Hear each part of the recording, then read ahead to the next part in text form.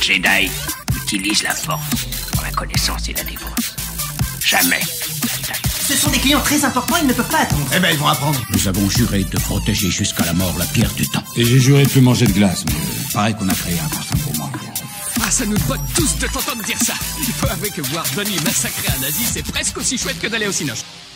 Bienvenue dans ce nouvel épisode de LCDS. LCDS, c'est le format critique de la nuit des sorties, où on analyse un film ou une série. Et pour ce faire, je suis comme d'habitude avec Al. Bonsoir Al. Bonsoir Ista, comment ça va? Bah ça va, on va... Je suis pas irradié, donc ça va. Ah, t'es pas irradié? Et toi, est-ce que tu es irradié? Un petit peu, ouais, parce que là j'ai un peu mal à la tête, je t'avoue. Donc j'ai peut-être bu de l'eau contaminée là, aux radiations, donc je vais peut-être me transformer en... en goule aussi bientôt. Ouais. Donc va falloir faire gaffe. Ouais, un peu malade, un peu pas mal à la tête, grosse mal à la tête, mais voilà, petit état végétatif. Voilà, j'aimerais bien être dans mon petit cocon cryogénisé là et attendre que ça passe, quoi. Mais malheureusement, je ne peux pas. Je pense qu'il faut dormir et ça ira mieux.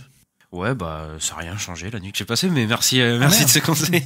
non, si, oui, ça va. Je pense que c'est une petite, voilà, c'est les changements de température, tout ça affecte un petit peu la tête, mais bon, je pense que dans 1 ou 2 jours, ce sera bon. Ouais.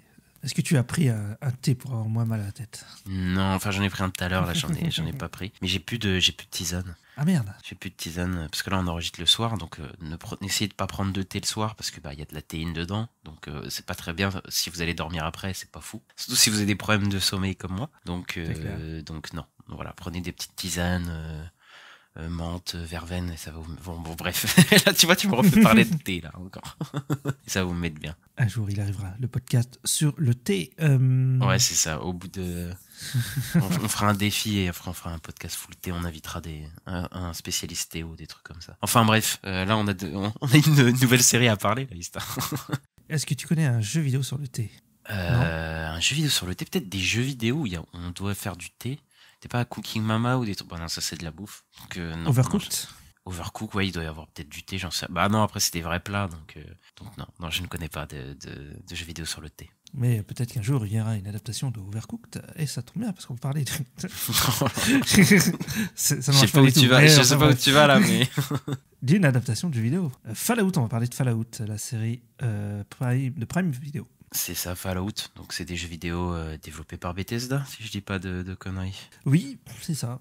Bethesda, la grosse... On parle de Vegas, mais oui. Oui, mais enfin voilà, je veux dire les jeux de base, donc Fallout, une franchise assez connue de Bethesda. Donc Bethesda, ils ont fait... Les 1 et le 2 sont pas faits par Bethesda, par contre. Il me semblait, mais c'est pour ça que je voulais pas dire de bêtises. Mais merci de me corriger. Le développeur, c'était Black Isle Studio. Je connaissais pas le nom du premier studio, je t'avoue, de premier Fallout. Moi mais aussi. Je savais que Bethesda avait racheté à partir du 3e, quand ça avait changé de gameplay, que c'était devenu un FPS, quoi. Ouais. C'est ça, et en fait, voilà, c'est un FPS / TPS, parce que tu peux faire les deux vues. Tu peux faire les vues que tu veux. Dans un monde post-apo. Donc voilà, où il y a plein de monstres. Et toi, t'avais joué au jeu ou pas du tout? Non, j'ai jamais joué au jeu. J'ai vu des gameplays, tout ça, mais je connais l'univers et tout, j'ai un pote qui jouait. Non, moi, personnellement, j'ai pas joué. Ah, aucun Fallout? Ok, d'accord, donc... Non. Je suis tout seul là-dessus. Moi, j'ai joué à Fallout. Mon premier Fallout, c'était Fallout New Vegas. Donc, j'ai pas joué aux 2 premiers qui sont assez différents du reste des jeux. Mais ouais, moi, Fallout New Vegas, j'avais beaucoup aimé l'univers, l'ambiance, l'histoire et tout. Ça m'avait beaucoup parlé à l'époque. Enfin, j'étais jeune, voilà. Et j'ai joué un peu à Fallout 3. J'ai pas joué énormément à Fallout 3, mais j'ai joué un peu. Et j'ai joué à Fallout 4. Je l'ai pas fini, Fallout 4, parce que ça m'a gentiment ennuyé. Je dois le reconnaître. Peut-être un jour, je retournerai sa chance. Mais voilà, je trouve qu'il y avait... t'étais très limité dans tes choix ou dans des trucs comme ça, alors que je trouvais que dans ceux d'avant, t'avais plus de choix dans les dialogues, par exemple, dans ce genre de choses. Et ça me plaisait plus. Mais là, ouais, voilà.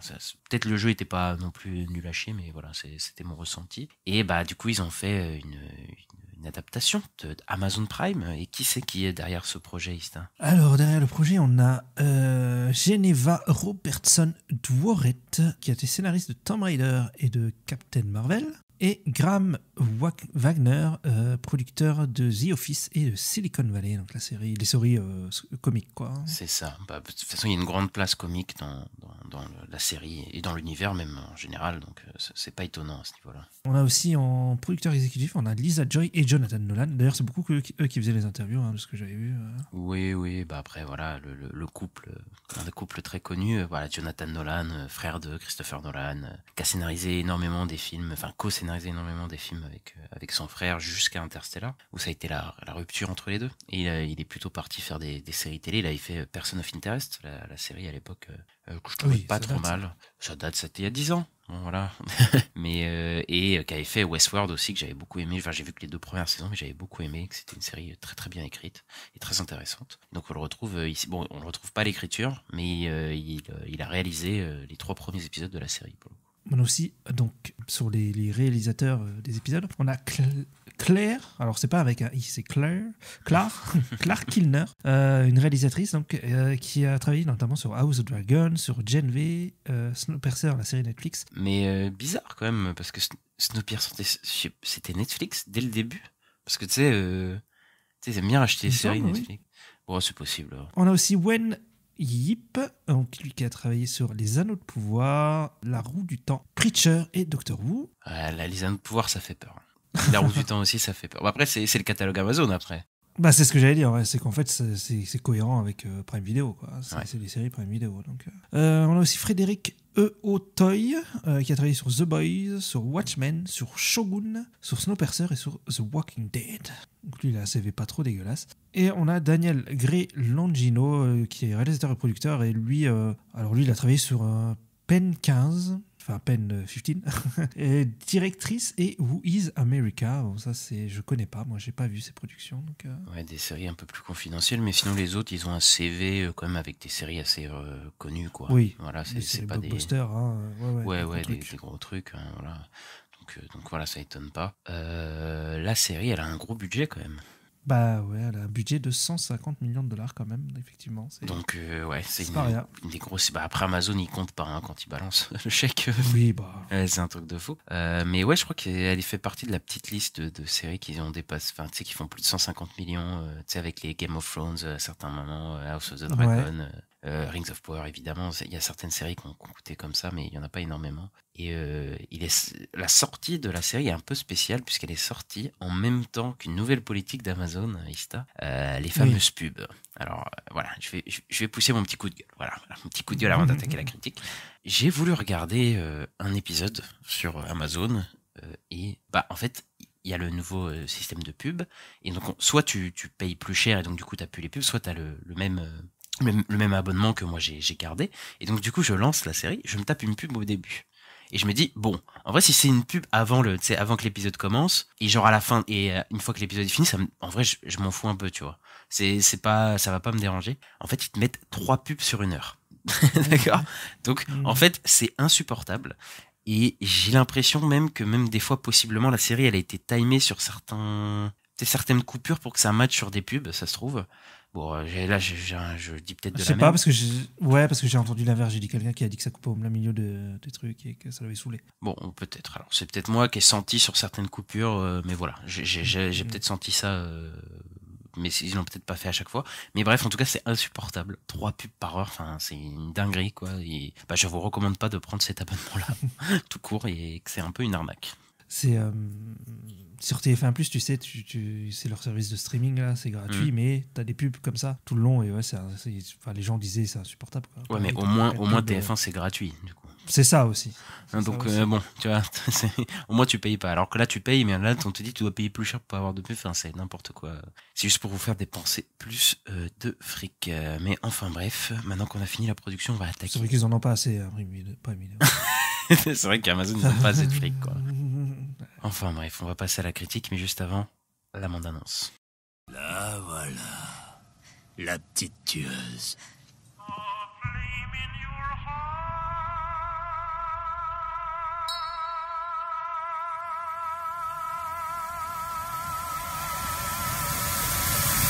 Une terrible catastrophe nucléaire contraint les survivants privilégiés à se réfugier dans les vaults des bunkers anti-atomiques construits pour préserver l'humanité en cas d'apocalypse.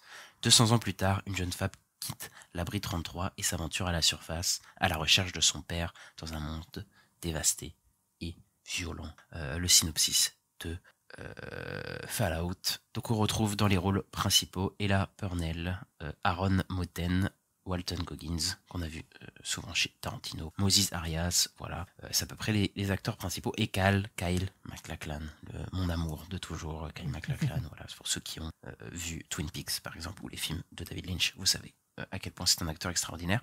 Rapidement, Ista, qu'est-ce que tu peux me dire ton ressenti sur la série après l'avoir fini? Alors, j'ai plutôt apprécié le visionnage de cette série. Alors que c'est vrai qu'on s'entendait à peut-être... On était un peu sceptique avant de la voir, même les bandes annonces nous avaient pas trop convaincus et tout, on était en mode ouais, on sait pas trop. Et ouais, plutôt convaincu, même si j'ai pas adoré la série.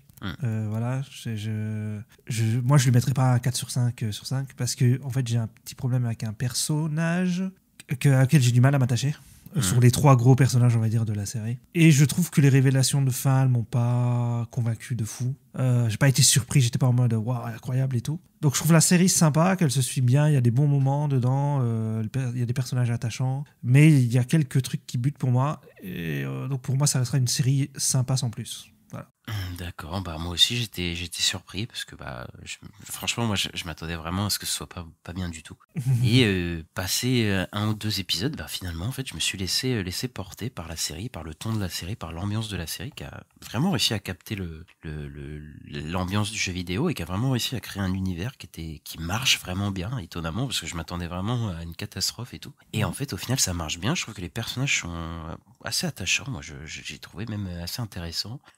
C'est pas lisse comme on pourrait le penser au premier abord, même si voilà, quand tu joues à Fallout, quand tu as joué à Fallout, tu sais peut-être potentiellement à quoi ça t'attend, mais je me suis dit ouais, peut-être que ça va lisser un peu le truc, etc. Et en fait finalement non, je trouve que c'est bien porté par ces acteurs et voilà, ils ont réussi à vraiment créer un bon univers visuel. J'ai quelques limites sur un aspect de mise en scène, j'ai quelques limites voilà, visuellement, j'ai quelques limites aussi dans l'écriture, pas des personnages mais plus de l'intrigue en général. Et ouais, le dernier épisode est un peu décevant, je trouve, en vrai.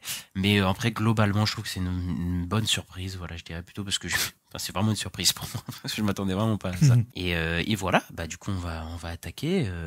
Bah quand même que visuellement la série, moi je trouve qu'elle a plus de gueule qu'on pourrait le croire, parce que je vous jure qu'avec Kistan on regardait les bandes annonces à l'époque et on était en mode je suis pas sûr si que ça va donner un truc bien. Donc pour comprendre un peu la série reprend énormément au jeu là, vraiment, mais peut-être plus, ça reprend peut-être plus de Fallout, pardon, je vais dire Far Cry, ça reprend peut-être plus de Fallout 4, je trouve, en fait je sais pas, la photographie, je trouve l'éclairage fait très Fallout 4, alors que je trouve que ceux d'avant étaient un peu plus sombres, mais après peut-être c'est mes souvenirs qui ont tronqué un peu le truc. Et on est dans un style rétro-futuriste.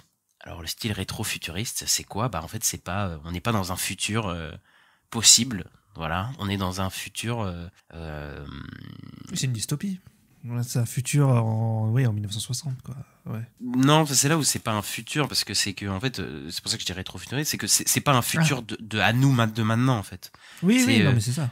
C'est pour ça que je parle de dystopie. Oui, mais je veux dire, une dystopie, tu peux faire une dystopie dans un futur bien chez sûr. nous quand même. Là, c'est vraiment rétrofuturiste, c'est comment on voyait le futur dans les années 50, en général, dans ces années-là. Ouais. Et ça adopte des visuels des années 50, donc que ce soit les télévisions, ou ce genre de choses. Et on appelle ça, c'est une uchronie, on appelle ça d'ailleurs. Oui, c'est une uchronique, en fait, le nom que je voulais chercher. Oui, voilà, moi aussi j'ai cherché le nom, mais c'est une uchronie qui est... Comme The Man in the High Castle, là où les nazis gagnent la guerre, tout ça. C'est ça, et c'est une uchronie basée sur le nucléaire. Et ça a un nom, ça s'appelle l'atompunk. J'ai découvert ça, voilà. Et donc du coup voilà, c'est un futur qui est dévasté par les bombes nucléaires, tout simplement. Et voilà, c'est un monde où en gros il y a eu des évolutions technologiques, mais ils sont restés dans le style des années 50, dans les années de la guerre froide. Donc d'ailleurs il y a tout un truc avec le macartisme. Donc on a toutes les séquences dans le passé où chaque personnage est en mode saleté de communiste, tu vois, toutes les 5 minutes, 5 minutes, tu vois, parce que ils sont restés dans cette ambiance de guerre froide, de paranoïa aussi. Et mais on voit rarement ce genre de rétrofuturisme au cinéma en fait, à la télé. Quand j'ai regardé la série, ça m'a frappé. Je me dis en vrai dans les œuvres, déjà le rétrofuturisme, j'en vois pas beaucoup, mais comme ça j'en vois vraiment pas. Enfin, j'ai pas de souvenir, tu vois. Non, je crois pas spécialement. En tout cas, sur le truc communiste et tout, ça m'a fait penser un peu à Oppenheimer, où il y a ça aussi. Hein. Ça se passe un peu dans les mêmes années, mais ouais. Sur le côté rétro-futuriste, ouais, j'ai pas... C'est pas un truc qu'on voit beaucoup, effectivement. C'est un peu comme le steampunk. C'est pas quelque chose qu'on voit beaucoup dans les œuvres culturelles. Ouais. Mais même, tu vois, le steampunk, il y a des œuvres, tu vois, phares, tu vois. Tu vois que ouais, mais plus littéraire qu'au cinéma. Hein. Ouais, peut-être. Après, je m'y connais peut-être pas assez sur le je m'étais un peu renseigné, moi j'avais pas trouvé grand chose et j'avais trouvé que des films qui étaient pas ouf. Donc, ouais, ça m'intéresse peut-être. Et... Ok, non, je te crois. Mais ouais, du coup, on a quand même cette même pensée de, c'est pas, on voit ça rarement, du coup, ça vaut quand même un peu le coup d'œil. Mais c'est pas tout ça. Est-ce que le film réussit quand même son ambition? La série. Ouais, je dis quoi? Le film. Ok. Est-ce que la série réussit son ambition visuelle, en tout cas dans ses décors, dans son univers pour Twist? Oui, complètement. On sent bien le côté un peu... Il y a un côté un peu claustrophobe quand on est dans les volts, je trouve. Ouais. Qui donne vraiment une ambiance différente de quand on est dehors, mais ça fait un peu côté enfermement paradisiaque, mais qui est un peu oppressant. Oui. Voilà. Oui, mais bon, t'as des trucs chelous, après tu te rends compte de tout ça. Mais ouais, c'est... visuellement, j'aime plutôt bien, même si je suis... Sur le maquillage de Walter Goggins, je suis sceptique. Des fois, je trouve ça va, et des fois, je trouve ça un peu cheap, je sais pas trop. Et c'est peut-être à cause de l'éclairage ou quoi. Mais ouais, il y a des moments où je trouvais que ça marchait moyen. Enfin, j'avais l'impression qu'il y avait pas grand-chose, quoi, comme détail sur son maquillage. Et des fois plus, vous voyez, donc je sais pas trop si c'est... Okay, des fois, il est trop éclairé ou quoi, mais au final, ça va. Il y a un côté un peu crasseux, pouilleux aussi, quand ils sont en extérieur, qui marche bien. Ouais, moi, je trouve que c'était le truc le plus dur, c'était quand même de créer un monde qui est le monde de Fallout, il est vraiment un peu bizarre, un peu loufoque, mais en même temps, il faut qu'il soit crédible, tu vois, dans l'univers, et ça marche plutôt bien, tu vois. Il y a un côté un peu western aussi à la série, parce que il y a énormément de décors désertiques que j'aime bien dans la franchise plutôt, qui rappelle un peu Westworld d'ailleurs, parce que Jonathan Nolan du coup va travailler ça y est sur la série, mais du coup il y a ce côté un peu, pour ceux qui ont vu Westworld, il y a un peu de ce côté un peu western, et il y a pas mal... il y en a d'ailleurs qui faisait le parallèle, l'homme en noir avec la goule. Exactement, et la goule, il ressemble beaucoup à l'homme en noir, pour ceux qui ont vu Westworld. Et il y a pas mal de diversité dans les décors en vrai, alors que pourtant, dans un univers désertique comme ça, c'est quand même assez chaud. Mais là, on retrouve évidemment le désert, mais on retrouve des villes complètement faites de ferraille, qui sont d'ailleurs assez palpables, hein, ces genres de villes faits avec 3 francs 6 sous, mais voilà, c'est ce qui fait l'univers de Far Cry, hein, c'est que tout est complètement t'as l'impression que ça tient un fil, quoi, les constructions, quoi. Il y a aussi des moments où on a un gros moment où il y a de la nature un peu partout, il y a même de l'eau et tout, enfin, tu sais, il y a comme si c'est un, je sais pas comment dire, mais je crois que c'est dans l'épisode 3 où il y a un monstre dans l'eau, et là t'as un moment où alors tu vois qu'il y a un peu de nature, quoi, abondante. Il y a les bunkers aussi qui ont un style très particulier, donc je trouve qu'ils ont assez varié les décors, alors qu'ils auraient pu s'enfermer dans un truc juste désertique pour le coup, et je trouve que là ça marche plutôt pas mal. Mais non, des fois il y a des arbres, ouais. Effectivement. Je trouve que les fonds verts ça va, même si vers la fin c'est un peu moche, je trouve le dernier épisode, surtout c'est un pas fou, au bout d'un moment il y a un rejeunissement numérique aussi qui est pas foufou, voilà, les VFX sont pas tout le temps bien, pas tout le temps ouf, genre il y a des animaux modifiés et des fois ça marche bien. Dans les premiers épisodes, je pense qu'il y a des espèces de gros cafards qui ont muté et qui viennent du jeu, et ils sont plutôt bien fait, mais le monstre, par exemple, sous l'eau, des fois, il y a des passages où tu fais, ah, là, ça sent un peu le numérique et tout. Surtout que ça se voit quand même pas mal, parce qu'il y a énormément d'effets pratiques dans la série, en fait. Qui sont pas si cheap que ça, parce que, genre, l'armure de Maximus, donc, il y a une espèce de grosse armure qui est liée à la série. Tu vois, dans les trailers, j'étais en mode, je crois que ça va faire cheap. Et en vrai, quand t'es dans la série, j'ai pas trouvé ça si mal, en fait. Tu vois, ouais, pareil. Et je pense que c'est un truc qui a été hyper casse-gueule de rendre ça crédible, mais aussi pratique pour l'acteur, quoi, qui est dedans, parce que ça doit pas être facile d'avoir ça sur le dos. Et donc ils ont réussi vraiment à créer un costume qui marche vraiment bien, et ça pour le coup c'est plutôt pas mal, quoi. Mais c'est bizarre, c'est vrai que les FX pas ouf, ça m'a plus choqué vers les derniers épisodes que vers les premiers. Parce qu'il y en a plus à la fin. Ouais, c'est peut-être ça aussi. Ouais. Il y a un ciel en fond vert et tout là à la fin qui est, tu fais ouais, là ça se sent un peu, quoi. Ouais. Et pour tous ceux qui sont fans des jeux, au niveau de l'univers, c'est extrêmement fidèle, hein. Pour le coup, les abris Vault, qui sont hyper respectueux de ce que c'était. On retrouve des factions dans la série, c'est exactement comme dans le jeu. il y a une ambiance qui est très bien retranscrite dans les monstres, les robots aussi, hein, voilà. Alors là, il y a un robot, je crois que c'est dans l'épisode 4, où c'est l'épisode où on apprend les ghouls, qui est tiré des Fallout, hein, le robot, et qui est extrêmement bien fait. Qui fait de la chirurgie, là, c'est ça? C'est ça, et qui est extrêmement bien fait, qui est vraiment un robot des jeux, quoi. Ils ont vraiment aussi à le transporter. Et il y a une ambiance musicale aussi, Ista. D'ailleurs, la musique est faite par Ramin Djawadi, qui a fait toute la musique de GOT, de Game of Thrones. En fait, il y a 2 types de musique dans la série. Il y a les musiques que Ramin Djawadi a créées d'ambiance, qui marchent plutôt bien d'ailleurs, hein. Il y a pas mal de diversité. Il y a des musiques assez Far West, assez western à certains moments, des musiques un peu mystérieuses qui flirtent avec l'horreur, des musiques un peu militaires pour quand on est avec la confrérie par exemple. Donc il y a pas mal de ce genre-là, mais il y a aussi d'autres musiques préexistantes dans la série. Ouais, mais il y a des musiques des années 60, tout ça, enfin un peu ce genre de musique, c'est ça tu parles? Ouais, c'est plus années 50, je pense, les musiques. Oui, je pense, oui. Pour être accord, du coup. Oui. Je trouve que ça participe bien quand même à l'ambiance de la série, de l'ambiance rétro, parce que voilà, on est bloqué dans les années 50, donc et c'est des musiques qu'on pouvait entendre dans le jeu avec le Pip-Boy, d'ailleurs, pour ceux qui savent. Ouais. C'est l'espèce de montre, mais qui fait tellement de trucs. Enfin bref. Et la série joue beaucoup sur le décalage des chansons avec ce qui se passe à l'écran. Donc souvent on a des musiques douces ou des musiques un peu joyeuses, mais en même temps on nous montre des mecs se faire tuer au ralenti, tout ça. Les scènes d'action t'ont plutôt accroché, toi? Ouais, elles sont pas dégueu, hein. Sur le coup, j'ai pas trouvé ça moche ou quoi. Après, est-ce qu'elles m'ont marqué? Pas vraiment non plus, quoi. Je les ai pas trouvées incroyables dans la chorégraphie ou quoi, mais j'ai trouvé qu'elles fonctionnaient bien. Il y a le perso de Walter Goggins quand il fait un carnage et tout, c'est marrant. Ouais, c'est fun.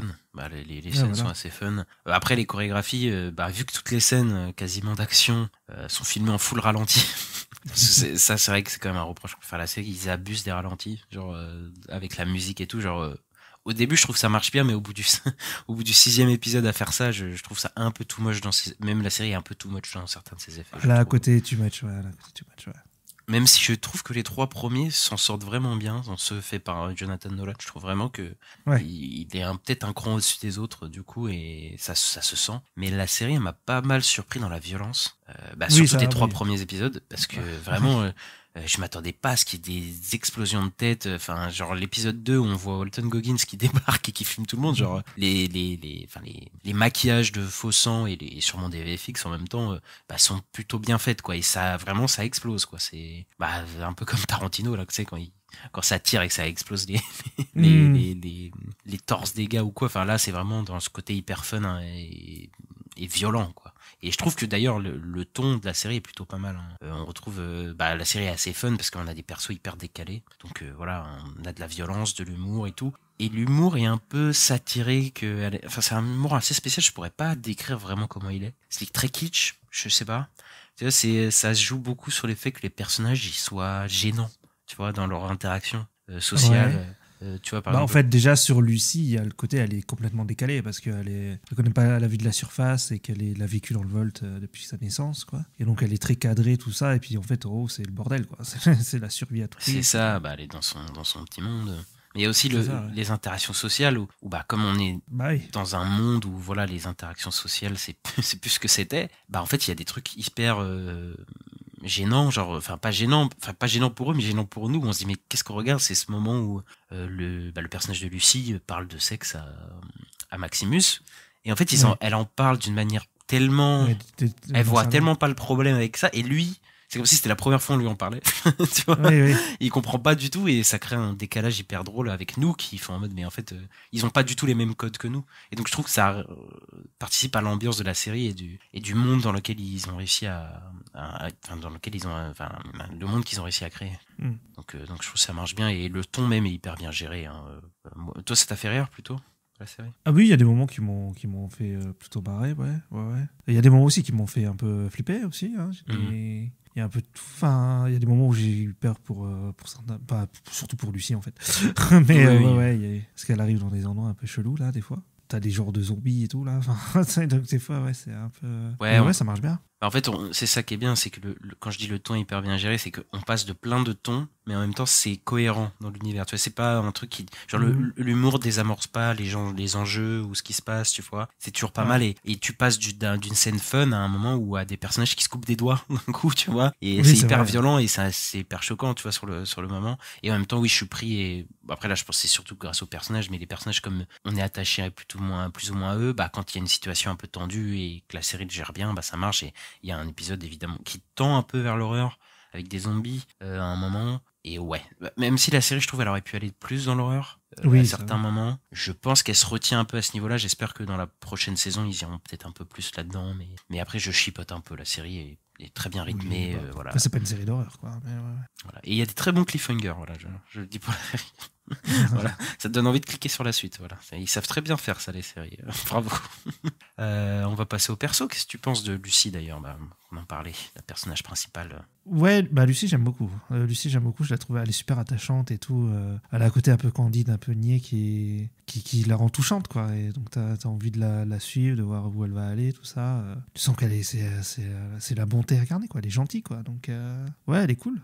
Elle est cool et l'actrice le joue bien. Elle fait des okidoki là. Elle est très attachante, moi je trouve, comme personnage Lucie. Ouais, je pense que c'est surtout grâce à l'actrice aussi, la Purnell. Je trouve une très bonne actrice pour le coup. Après, je l'avais vue chez Burton là, avec Miss Peregrine et tout, mais je l'avais pas vraiment vue. Là, je pense que elle va péter un peu avec ça là en ce moment. En ce moment, les acteurs pètent beaucoup avec les séries. Ouais. Après, j'ai vu, elle est dans Yellow Jacket, ça a pas mal marché Yellow Jacket, et elle a fait la VO de Jinx dans Arcane aussi. Oui, mais après, Yellow Jacket, je pense que ça a marché, mais je pense pas non plus que c'est le même succès qu'avec Fallout, tu vois, par exemple. Non, je pense et Jinx, bon, effectivement, elle a fait Jinx, mais en tant que doubleuse, donc tu sais, elle est moins mise en avant. Je pense oui, physiquement, tu la vois pas, quoi. Voilà, c'est ça, tu vois ce que je veux dire. Alors que là, vraiment, je pense qu'elle a identifié. Et je pense que là, il y a ces agents, ils sont occupés, quoi. Mais ouais, j'aime plein de fan art et tout de Lucie passé. Oui. Elle en a partagé, elle, pas mal sur son Instagram et tout, donc ouais. Voilà, elle a des yeux très spéciaux. Donc je pense que elle a des gros yeux. Elle a des yeux super spéciaux, donc je pense que ça fascine un peu. Mais ouais, j'aime beaucoup son personnage, je la trouve aussi très attachante. Elle a pas de tabou, elle est elle parle beaucoup d'un point de vue un peu scientifique, tu vois. Des fois, à certains moments, elle est très ingénue, naïve. Elle est ingénue, naïve parce qu'elle a vécu dans un certain luxe dans les camps, mais ils ont un peu préservé sa candeur. Elle est dans un truc très bisounours. Oui, je veux aider les gens. Parce qu'elle a pas du tout vécu ce qui s'est passé à l'extérieur. Et quand elle va dans le monde extérieur, évidemment, elle apprend ses codes d'une manière peut-être parfois un peu violente. Donc elle comprend et elle va réussir à comprendre sa situation de privilégié des bunkers, parce que les gens qui sont dans des bunkers, c'est des gens riches, voilà, on va pas se mentir à la base. Et c'est assez sympa de voir son évolution dans le monde d'extérieur, de voir qu'elle va de désillusion en désillusion sur tout ce qu'elle croit de l'humanité, etc. Et elle va perdre de plus en plus sa bonté et son humanité en fait au fur et à mesure de la série. Oui, aussi, ouais.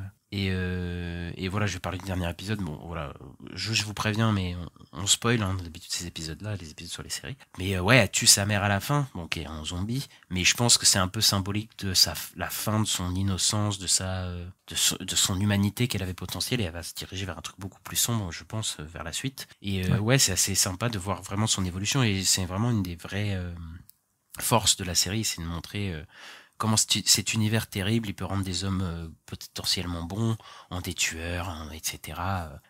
Donc voilà, et d'ailleurs il y a cette critique du capitalisme qu'il y avait déjà beaucoup dans les jeux vidéo. C'est un univers qui est créé par le capitalisme, par les entreprises en fait. Et il y a une critique du capitalisme qui est respectée. Donc le capitalisme à outrance finit par détruire la planète. Donc voilà, en plus c'est la première fois que on nous donne une vraie, alors c'est pas sûr encore, mais que potentiellement on sait qui a détruit l'Amérique. Donc ce seraient les entreprises eux-mêmes, potentiellement, même si Volt, quoi. ce serait oui, Volt et toutes les autres grosses entreprises qu'on voit vers la fin, qui auraient déclenché eux-mêmes la catastrophe. Et il y a un peu un parallèle avec notre propre monde, d'ailleurs, où les entreprises détruisent écologiquement nos ressources pour pouvoir engranger, voilà.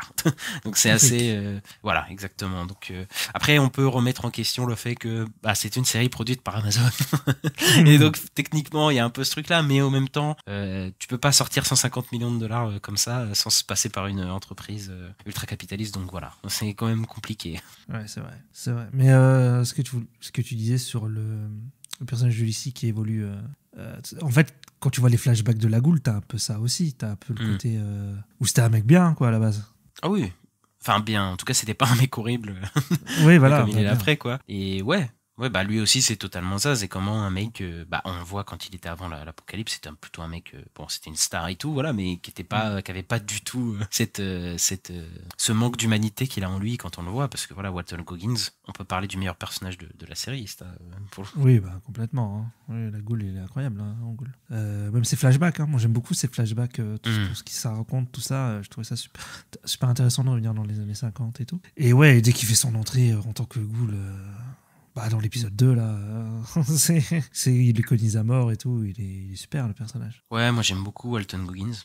Je l'avais beaucoup aimé, moi, dans les 8 salopards, notamment. Il était aussi dans Django Unchained. Il avait un rôle plus mineur. Il était dans Ant-Man 2 aussi. Comme je disais, je l'ai beaucoup aimé dans les films de Tarantino. Je trouve hyper charismatique en Goule. Moi, le maquillage, il m'a pas choqué tant que ça. En tout cas, dans l'effet. Mais j'ai entendu un truc. Comme quoi, au début, il faisait 5 heures de maquillage et vers la fin, il faisait 1h30 de maquillage. Alors, je me demande si c'est pas ça, tu vois. Alors, en fait, il l'a expliqué, c'est qu'en fait, à la base, ça prenait 5 heures parce qu'il devait faire le nez, en fait, de la Goule. Ouais. Et donc, en fait, après, il a dit. Ils ont réduit à 1h30 pour le coup, et en fait ils ont pas refait le nez. Donc du coup le nez est fait en CGI apparemment dans la plupart des plans, et donc c'est pour ça que ça a été réduit. Mais le reste de sa tête, je pense que c'est la même la même idée, quoi, au niveau du maquillage. Mais moi après ça m'a pas choqué, je t'avoue. Ok.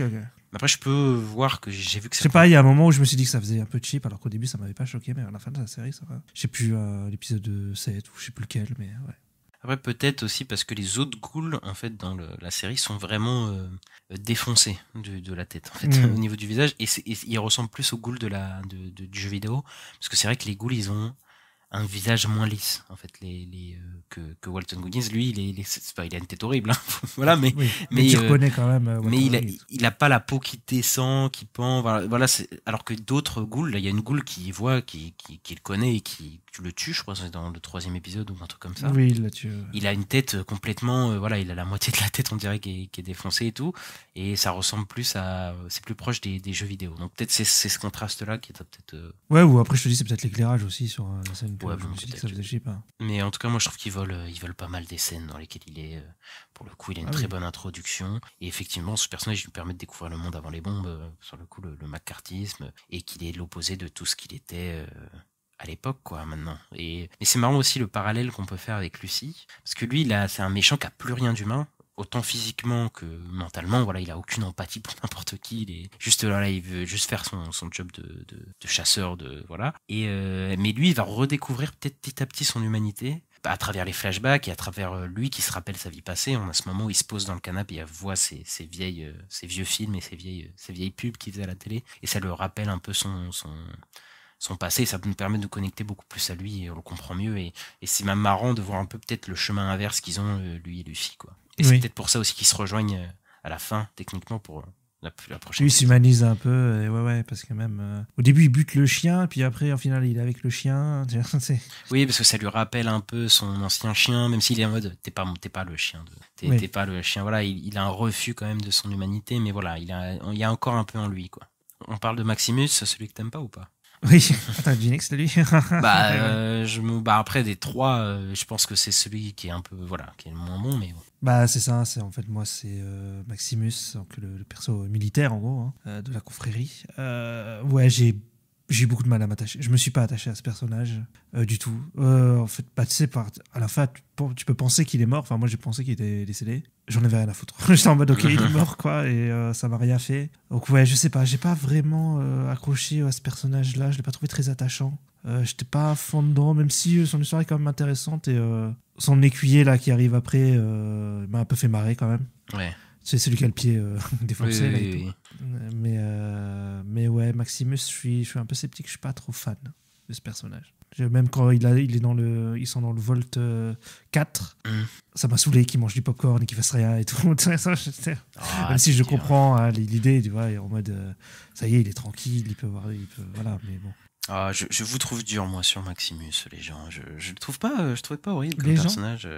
Oui, parce que j'ai vu, non, mais j'ai vu d'autres gens qui disaient que c'était pas celui qui les intéressait vraiment aussi sur les réseaux. Ah ouais Je peux le comprendre parce que je trouve que les deux autres sont quand même voilà un peu plus intéressants, mieux joués, etc. Mais je trouve moi je le trouve pas mal. Je trouve qu'il y a une ambiguïté dans son personnage qui est pas trop mal parce que là où le personnage de Lucy est un peu tout bon, tout gentil au début, hein, et le personnage de Walton Goggins au début est très méchant, lui il est un peu plus ambivalent dès le début. Il est pas fondamentalement méchant ou bon, mais voilà, il est complètement brainwashé, hein, il est complètement, voilà, on lui a fait un lavage du cerveau, et il arrive à comprendre du coup avec Lucy dans quel environnement toxique il a vécu, parce qu'il a vécu avec la confrérie, qui est une faction qui était dans les jeux, et il nous permet de découvrir en fait une part de ces factions là, et qu'en fait toutes ces factions qui sont soi-disant libératrices, etc. C'est en fait des fascistes. En fait, au fond de l'histoire, c'est sous leurs airs de bienfaiseurs, c'est des fascistes, quoi. Et c'est des thématiques que Fallout a beaucoup abordé avec les problèmes sectaires, le fascisme et tout ça. C'est un truc qui est très lié aux jeux vidéo, et voilà, on montre bien ça avec la confrérie. Donc à ce niveau-là, je trouve ça intéressant. Après, effectivement, peut-être que... Oui, parce que moi, ce qu'il apporte, je trouve pas ça inintéressant. C'est pas ça mon problème. Oui. Le problème, c'est que je m'attache pas au personnage, en fait. C'est juste ça, le problème. C'est que j'ai du mal à m'attacher à lui. J'ai du mal à le... J'ai pas peur pour lui ou quoi, tu vois, je t'ai dit, à la fin, il meurt. Bon, bah, ok, c'est tout. Dommage. Ok. Moi, ça va. J'ai de l'empathie pour le bonhomme, pour sa vie, et en plus j'ai eu du mal. Oui, non, je peux comprendre. Mais il y a un autre techniquement protagoniste, même s'il est moins présent dans le show, c'est le petit frère de Lucy. Il est quand même bien présent. Hein. Il est quand même bien présent, plus qu'on pourrait le penser au début, parce que moi je me suis dit, va partir et on verra peut-être plus jamais, et en fait non. Ah pareil, ouais. Il nous permet d'explorer les Vaults. Donc un autre aspect de la série, et ses secrets, et je trouve que cette intrigue, c'est un peu l'intrigue surprise, qui est pas trop mal en fait, parce que tu vois, tu sais pas trop où ils vont aller, mais ça te permet après de découvrir les secrets des Vaults. Donc voilà, que finalement les gens tout beaux, tout mignons des Vaults, les riches ne sont pas si clean que ça au final.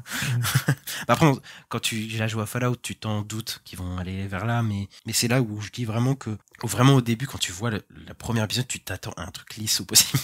Vraiment, tu te dis, oh, putain, ça va être les gentils contre les méchants, et en fait non, c'est pas vraiment ça, quoi. Ouais, bah même sur le père et tout, mais oui, moi ce personnage j'ai beaucoup aimé. Même il a un petit duo avec un autre mec du Volt là. Oui. Ils ont un dialogue sympa à un moment et tout. Ils étaient un peu attachants. Je trouve il y avait un truc, je trouve, entre les deux. Et ouais, moi le frère, moi j'ai beaucoup aimé son intrigue. J'étais un peu à fond dedans. Je suis un peu déçu de la finalité du truc, mais c'était plutôt sympa. Moi ça m'a plutôt pas mal plu. Et petite anecdote, juste cet acteur là qui joue le frère, c'est l'acteur de Rico dans Hannah Montana. Donc voilà. J'ai vu que ça m'a fait marrer. Moi, c'est mon enfance, Hannah Montana, voilà. Je regardais pas ça tous les samedis non plus, faut pas déconner, mais effectivement, samedi quelque chose. Merci pour cette info. Mais tu parlais du père, le père, Kyle MacLachlan, du coup, génial acteur, voilà. Bon, il est là 2 épisodes dans la série. Ouais, on le voit pas beaucoup, hein. C'était un peu décevant parce que je pensais qu'on le verrait plus, mais... Il se fait enlever. Après, c'est la raison du départ de Lucy, et on le retrouve à la fin, et il se retrouve être finalement l'antagoniste au final de la série, puisque voilà, comme on dit, rien n'est manichéen, et en fait voilà, c'est pas un mec très très gentil, et il y a cette révélation c'est là, je trouve, elle marche bien, même si le de-aging est pas très beau. On nous montre qu'en fait il a rencontré Walton Goggins au début. Ça, je m'y attendais pas pour le coup, parce qu'il y a des choses, franchement je m'y attendais, mais ça je m'y attendais pas pour le coup. Et lui il a une fidélité à Volt technologique qui est indéniable. Enfin, tu sais, il y a tout ce truc ultra capitaliste qui sont en mode le futur c'est le management, genre que tout doit être dans le management, et lui il est à fond dans ça, dans cette idée là, et il va jusqu'à tuer sa propre famille pour son entreprise, quoi, pour ses bénéfices. Enfin, c'est complètement ça paraît complètement fou, mais au final c'est pas si déconnant, parce que il y a un côté quand même un peu caricatural, mais c'est pas grave, ça va avec le ton de la série aussi. Oui, voilà, c'est ça. Mais après là ça nous montre un niveau de capitalisme complètement poussé, quoi, mais Enfin, quand on y réfléchit, bon, voilà, potentiellement, on serait pas si loin de ça, je trouve, dans une certaine réalité, à degré, évidemment, voilà, sans bombe atomique, tout ça, on faut pas déconner. Mais voilà, tu vois, on n'est pas si loin de ça dans l'esprit. Et on avait Moldaver aussi, qu'on voit au premier épisode et qu'on voit au dernier épisode, qui se trouve pas être la méchante qu'on pourrait croire au début, qui se retrouve être une fille qui est une femme qui est pour la liberté, mais qu'au final, je trouve qu'elle a aussi une ambivalence, c'est qu'elle finit par être aussi un peu tout ce qu'elle déteste, en fait, au final, ce personnage-là, parce que elle est contre-volte, etc., mais elle finit par faire du mal pour atteindre ses objectifs, elle finit par créer une secte complètement autour d'elle, elle finit par utiliser la technologie Volt, et elle devient une seule leader qui décide tout, donc il y a encore une fois ce côté sectaire qui revient, ce côté de leader un peu fasciste qui revient même à son personnage à elle, alors qu'elle a bon fond, hein. Mais c'est ça aussi, Fallout, c'est des personnages qui veulent faire le bien, mais ils vont utiliser une route, ils vont faire des choses mauvaises pour une finalité bien, voilà. Il était plutôt intéressant ce personnage, on la voit aussi dans le passé aussi. Ouais, bah oui. Mais au final, on est d'accord qu'ils sont tous cryogénisés en fait, hein, c'est pour ça, parce que ça se passe 200 ans après, je crois. C'est ça, sauf le personnage de Walton Goggins, qui lui est, avec le fait d'être une goule, peut vivre très longtemps, en tout cas, peut allonger sa durée de vie, pour le coup. Mais effectivement, tous ceux qui sont là, qui étaient dans le passé, qui sont là, c'est qu'ils ont été cryogénisés à un moment, comme le père, etc., quoi. Mais c'est une série qui respecte bien l'œuvre originale, même dans la façon dont elle est construite dans l'intrigue, parce que c'est une série qui déjoue beaucoup nos attentes, dans le sens où... Oui, il y a quelqu'un qui disait, j'ai vu sur Twitter, là, qui disait que c'est un peu écrit comme le film Donjons et Dragons, où dans le sens t'as un côté RPG, où tu sais... c'est ça. Ouais. Tu sais pas où ça va, quoi. Tu sais pas où ça va, et ça peut... le personnage prend une direction, puis ça part en couille, puis ça part... voilà, tu sais jamais vers où ça va aller. Ça fait un côté jeu vidéo, ça, pour le coup. Ouais, c'est ça, complètement, ouais. Où c'est RPG, hein, Fallout. Hein. Oui, c'est ça. Côté Fallout, c'est que tu arrives dans un endroit, dans une situation qu'on croit plutôt calme, plutôt à l'abri, et finalement, ça cache quelque chose de plus sombre, et plus tu fouilles, plus tu vois qu'il y a un truc assez spécial, tu vois, c'est un peu ça, quoi. Et le scénario fait des détours, clairement, tu vois, dans l'intrigue, je veux dire, ça fait un peu quête secondaire, genre par exemple l'épisode 4, il y a un truc de trafic d'êtres humains avec le personnage de Lucy. Techniquement, l'intrigue principale du fait que Lucy doit rechercher son père, ça va pas apporter quelque chose, mais c'est très important pour les personnages au final, même si elles sont pas toutes au même level, hein, ces intrigues-là, je suis d'accord, mais ça permet de développer les personnages. Je pense par exemple à tout l'épisode où on apprend ce que c'est les ghouls, où Lucy apprend ce que c'est les ghouls, c'est assez important pour sa relation avec Walton Goggins, pour comprendre Walton Goggins, et ça nous permet à nous de le comprendre aussi, et voilà, de comprendre, et ça nous permet aussi de développer l'univers et de le rendre vraiment vivant. Et ça, je trouve qu'il y a vraiment un souci du détail, surtout sur les persos secondaires et tertiaires, parce qu'ils existent vraiment, ils interagissent vraiment, ils ont une vraie... ils existent vraiment, quoi, ces personnages. Il y a un personnage de médecin qui est suicidaire, charlatan, qui est là 2 secondes dans la série, tu vois. Ah oui. Il a 2 scènes, tu vois. Mais il vit ce personnage, tu vois. Tu sens qu'il y a eu un truc avant lui, avant qu'on le voit, tu sens qu'il a une vraie vie, tu vois. Ça participe à l'univers, c'est pas juste nos 3 personnages qui se baladent, quoi. Oui, il y a la première, la vieille, là, qu'elle voit quand elle va dans la ville. Oui, voilà, qui est un peu grincheuse, voilà, tu vois. T'as ces trucs-là qui vivent un peu, quoi. Et tout simplement, l'écuyer de Maximus, ça aurait pu être juste un personnage random, et en vrai, tu vois, il le rend un peu attachant, voilà, il a une petite histoire aussi, alors il nous explique pourquoi c'est devenu un bully. D'ailleurs, putain, c'est pas un bully de cliché de merde américain pour une fois, tu vois. Là, on t'explique pourquoi il bully. Non, on dit, ok, je bully parce qu'avant, c'était moi qu'on bully. Et ça, c'est vraiment un vrai truc réaliste, tu vois, d'un truc de bullying, tu vois. Parce que moi, je le dis souvent, mais j'en ai marre des bullies américains qui sont en mode, je t'aime pas Peter Parker parce que tu portes des lunettes et tout. Et c'est ce genre de truc complètement, voilà. Là, il y a un truc, il y a une vraie explication, quoi. Ouais, et puis il y a un autre personne à qui je pense, c'est le scientifique. Hein, qui super. Je crois que c'est début d'épisode 2, qu'on le suit et tout, qu'on le voit avec son chien et tout, c'était vachement intéressant et tout. Enfin, moi je trouve que j'étais à fond dedans. C'était l'acteur des acteurs de Lost, phare de Lost aussi. Ah d'accord, ok, ça je savais pas. Mais ouais, super acteur en tout cas. Mais j'ai l'impression de l'avoir déjà vu, hein, cet acteur. Mais Bah oui, c'est l'acteur de Person of Interest. Bah oui, c'est d'accord, un des 2 acteurs principaux. Ok, c'est Jonathan Nolan qui a repris ses... Ouais, ok, d'accord. Bah ouais, c'est super acteur et il disparaît assez vite, hein, de l'histoire, mais il est quand même marquant, quoi. Oui, tu vois, ils auraient pu moins les caractériser, moins les rendre vivants, mais là, ils ont bien pris le temps de rendre cet univers palpable, et c'est vraiment la plus grande réussite de la série, quoi. Ouais, je suis d'accord. Mais j'ai voilà, avant de finir, j'ai peut-être quelques réticences, moi, sur la série. Je trouve qu'on est un peu perdu dans la géographie, quoi. Parce qu'encore, ce côté quête secondaire et tout, l'intrigue principale qui est un peu mis de côté, qui permet de développer un peu les personnages, je trouve ça bien, mais des fois, les personnages, ils se déplacent, mais je sais pas où ils sont, d'où ils partent, où ils vont. Tu sais, je suis un peu perdu, quoi. Et d'ailleurs, ça... Surtout que les persos se séparent, se reviennent ensemble, se reséparent. Il y a oui. un peu comme ça. Et surtout que ça... C'est des très bonnes coïncidences, quoi, que les persos des fois se recroisent et oui. tout, et ça crée des moments un peu, tu fais c'est un peu facile comme résolution, tu vois, que genre Lucie et Maximus qui passent 2 épisodes dans un bunker et qui retrouvent la tête, tu sais, qui retrouvent l'écuyer, oui. qui est sur la tête, ils font bah t'es là, bah ouais, je suis là, et t'es en mode ouais, là c'est un peu facile quand même, tu vois, même même si je comprends que c'est dur de relier tout ça, il y a souvent ces trucs là. Parce que moi je pensais que qu'ils allaient les retrouver avec justement le docteur dont tu parlais, tu vois. Je pense qu'ils avaient retrouvé le docteur et tout, mais au final c'était pas ça. C'est juste bah t'es là, ok, d'accord. Et il y a un peu trop ça dans la série, quoi. Les personnages se croisent beaucoup trop facilement, je trouve. Ouais. Je pensais moi que ça allait être comme sur l'affiche t'as Maximus, la Goule et Lucie. Je pensais qu'en fait ça allait être vraiment les 3 qu'on suit et ils sont en équipe et tout, mais en fait c'est pas ça, je crois qu'ils sont jamais les 3 ensemble une seule fois. Donc, quand ils se shootent dessus, ouais. Quand ils se shootent dessus, ouais, c'est vraiment ça, quoi. Parce que c'est l'épisode 2 où ils se croisent du coup, mais ça finit pas bien, donc donc voilà. Je pensais qu'ils allaient finir ensemble, se balader ensemble, mais vous revivez une aventure et tout, mais non, c'était pas ça. Non, mais c'est pour ça que Lucie peut-être aussi vraiment le centre, c'est que elle traîne avec les deux à un certain moment, contre sa volonté, pour la Goule. Pour la Goule, mais pour Cooper, je crois que c'est pas la série. Mais voilà, et puis d'ailleurs on a une histoire d'amour entre Lucie et Maximus. Je la trouve pas forcée, je la trouve plutôt cohérente. Voilà, c'est à peu près le seul personnage qui est agréable avec elle. Tu sais, dans son aventure, donc tu te dis bon, ça c'est pas déconnant, quoi. Non, c'était pas déconnant. Mais il y a un truc aussi que j'aime bien dans la série, c'est dans le côté rétro, c'est quand ils font une fausse.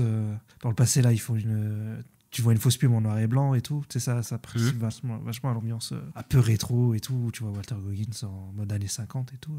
Ouais, d'ailleurs, tout est sponsorisé dans ce temps-là. T'sais. Oui, aussi. Il y a ce côté-là, toute propagande. D'ailleurs, il y a Hollywood qui est affiché. Je crois que c'est à la fin d'un épisode ou quoi. Et après, il y a le sponsored by Nuka-Cola. C'est-à-dire même Hollywood est sponsorisé, enfin un niveau de consumérisme complètement fou. Et, non, mais le Hollywood, c'est la toute fin c'est pour teaser New Vegas, je crois. Je sais plus quand ça apparaît ce truc. Parce que le Hollywood, c'est la toute fin du dernier épisode. Hein. Je sais plus, mais en tout cas, je me souviens juste d'avoir vu Bah oui, c'est possible, je sais plus. Mais enfin bref. Il y a un drapeau à un moment dans le Volt 4, je crois. Ouais. Il y a écrit New République, Californie, je sais pas quoi. Et ça, je sais que c'est une ref au jeu, mais moi par contre, j'avais pas les refs. Moi, j'avoue, j'avais pas les refs. Oui, après, je crois qu'il y en a pas mal. Tu découvriras ça sûrement dans la saison 2 d'ailleurs. Mais c'est vrai qu'il n'y a pas toutes les factions, tous les trucs dans la série. Il en manque encore pas mal, mais bon. En même temps, on peut pas tout faire non plus en une saison, donc ça viendra sûrement après. Et cette faction-là, on la verra sûrement dans la suite, vu ce que ça tease. Mais en parlant de tout ça, il y a aussi, on va parler comme du dernier épisode, parce que je le trouve un peu décevant, moi, ce dernier épisode, pour le coup, même si on l'avait dit. Pareil. Hein. Mais je trouve qu'il y a tellement d'explications qui s'enchaînent et tout pendant 45 minutes.